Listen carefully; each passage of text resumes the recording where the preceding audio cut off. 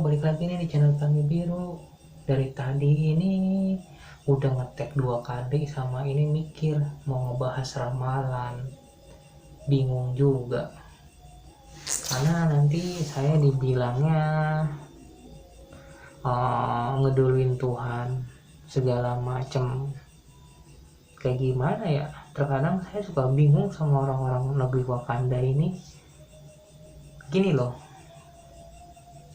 Ketika ada orang ramalan memprediksi misalkan terjadi gempa, bukan saatnya kita ngomong lu ngeduluin Tuhan, lu dukun, lu segala, bukan kesana.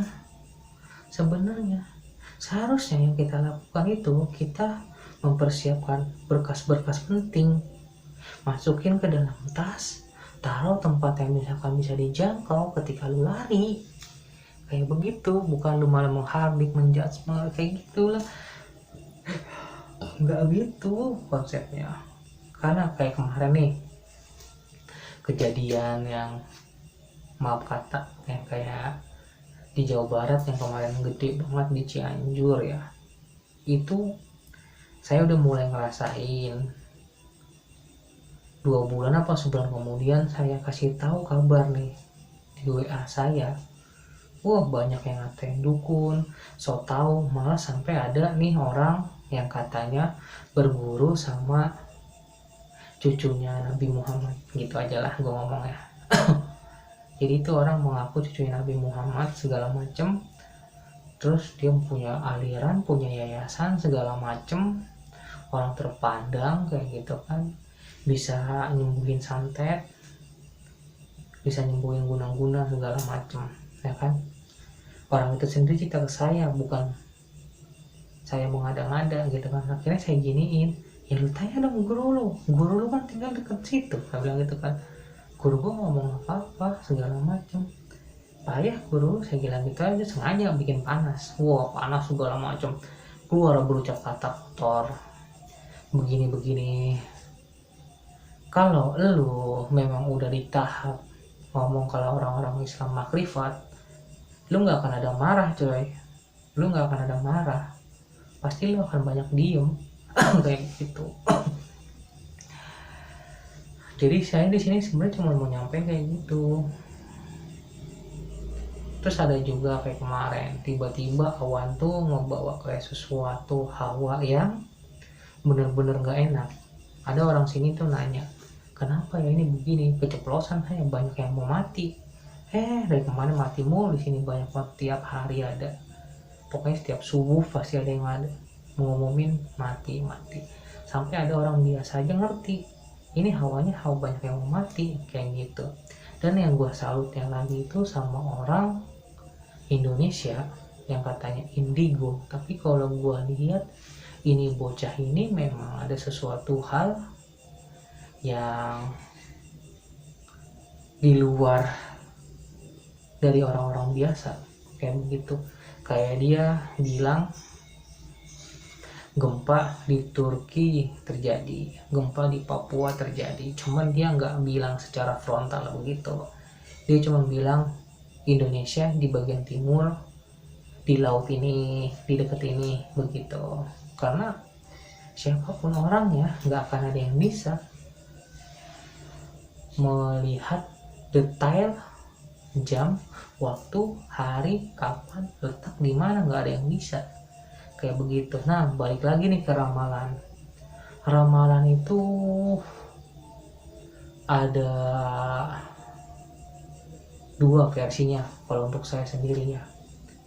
Begini, ada ramalan yang memang Tuhan itu kasih sinyal ke manusia secara langsung, atau memang alam itu kasih Tuhan kasih sinyal ke manusia itu secara langsung, atau Tuhan kasih sinyal ke alam, nanti manusia membaca. Yang manusia membaca itu seperti apa? Kalian tahu kan orang-orang yang meditasi, melakukan penyatuan dengan alam, jika energi murninya itu apa ya, bergabung, bersentuhan, apa yang ngomongnya, ketemu frekuensinya, alam tuh kan ngasih tanda, berbicara kayak begitu. kalau ketemu. Nah ini yang jeleknya nih, ada di mana ramalan itu datang dari jin. Jadi taruhlah seperti saya punya jin atau kodam segala macam kayak gitulah ya. Habis itu saya beribadah atau meditasi atau apapun itu, melakukan hal-hal seperti itu, sampai datanglah sebuah cobaan itu berupa jin itu.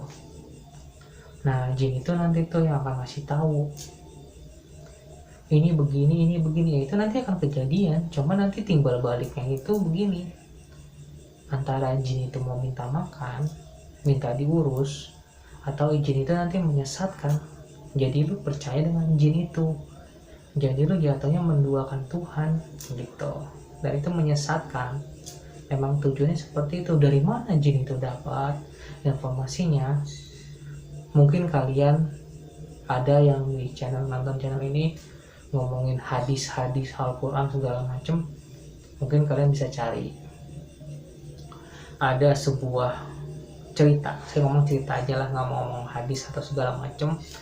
Ada bangsa jin yang memang mempunyai kekuatan mumpuni, dia bisa sampai ke langit satu, di mana malaikat itu lagi dijejerkan dan diberi perintah.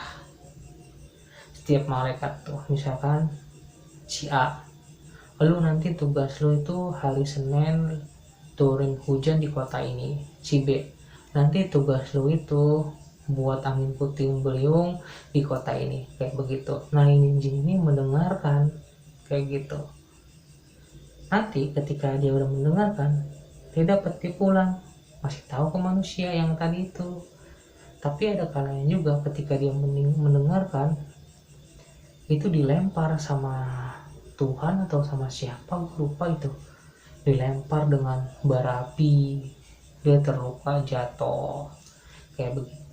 Itu ada itu ceritanya kayak begitu. Jadi jin-jin itu di Al-Quran apa ya, jin-jin itu mencuri rahasia langit dan disampaikan kepada para paranormal atau dukun kayak begitu. Kalau bahasa pendeknya di hadis apa di Al-Quran, jadi jin-jin itu mencuri rahasia langit lalu memberitahukannya kepada tukang sihir kayak begitu.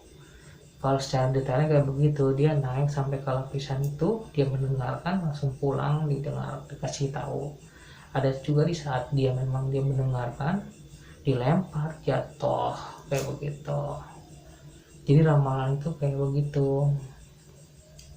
Semua orang bisa kok, kalau misalkan kalian ingin merasakan perasaan alam, energi alam, apa yang alam itu ngomong, yang apa alam itu ceritakan, bisa. Cuman masalahnya kalian harus memurnikan energi kalian sendiri. Kalian ini mempunyai energi murni. Energi murni itu menjadi kotor ketika kita menjadi dewasa.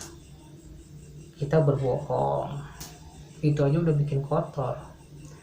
Kita menjadi munafik, kita menjadi penjilat, kita melakukan apa hal aja untuk dapat uang, kita bermain dengan yang bukan muhrimnya atau bukan halalnya, itu yang akan membatasi kalian. Berbohong aja nggak bisa, kalian harus berbuat baik segala macam, itu sangat sulit.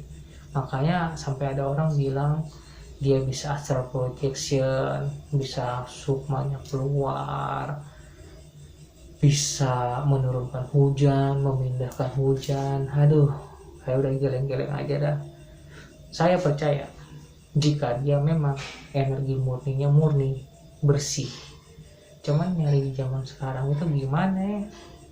Saya aja sendiri aja masih kesandung-sandung kok. Masalah dunia, apalagi masalah uang. Kita beribadah terus aja, tapi kita hidup di dunia. Jadi ibadah dan dunia itu harus seimbang. Selama ini saya ngejar ibadah terus, dunia saya tinggalin, akhirnya saya jatuh. Udah jatuh kayak gini, gak ada nolak, diinjak, sampailah kemarin tragedi mau bundir kayak begitu. Ya begitulah pokoknya ramalan. Ini sampai situ aja kali, puyeng saya mau ngomong apa lagi. Oke, sampai ketemu di tema selanjutnya.